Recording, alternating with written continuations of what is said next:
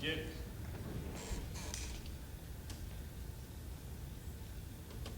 The title of this response piece is called Momma. My town was my mama, always good to me. But suddenly, the simple me grew up. Found out my street and a couple blocks down didn't actually count as the whole town. You could smell the sickness from miles around. My friends making new decisions of whether the disease of drive-bys, dropouts, or drug busts would take them out. Mama crouched over and clutched her heart for dear life because my friends were out of their minds, doping up and getting high, becoming fiends and watching their lives float by with every new breath of that Buddha hit or that stepping stone drug hookah. Mama wept because she knew this town might surely die in vain. And as the streets carried on, her alleyways feared their fight wouldn't be won, feared for the people who wouldn't live to see dawn. These people, these kids, my friends! The boy with the scar on his left cheek, Mama feared for him as he began to grow weak. He sat there, watching her walls crack in his mind, hoping he could find beauty intertwined in the tainted pieces. He knew if he could hold beauty, he could hold sanity. And if her buildings could leave, they would. But instead, they found the boy's body inside, with no passion, no fire in his eyes. The boy who wished to go gently into that good night, but instead found his father's gun. Decided he was done, clutched it even though he was too young, and screamed, "Goodbye!" One hand held the gun. The other was bloodied from picking too hard at the plaster.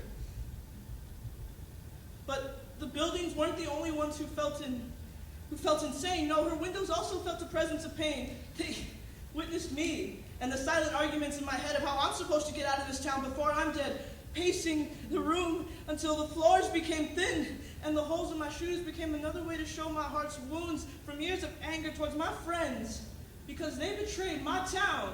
They betrayed my mama.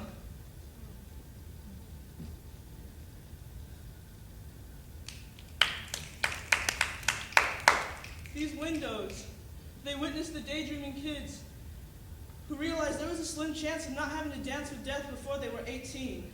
And when a window shattered, Mama knew the next scene. Some kid so angry that crying wasn't the only thing he could do. He had to see something break apart to feel something remotely close to true.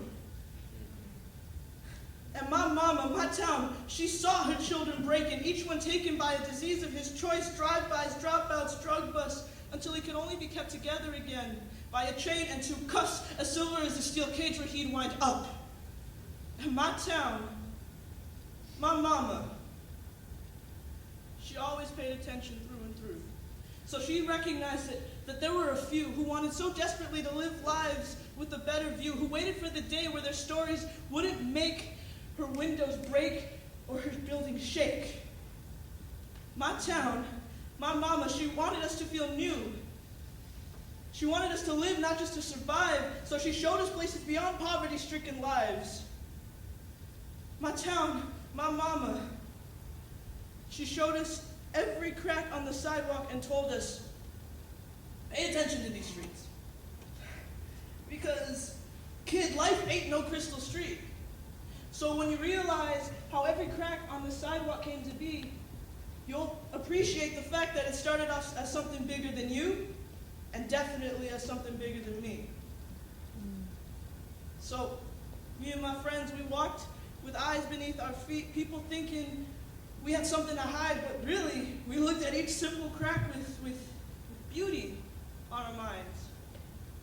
And through all those bad blocks, bad days, and mass graves, beauty was a color we'd never seen before. It became our own personal hue. And my town, my mama, she wanted us to feel new. And some of us, we pulled through.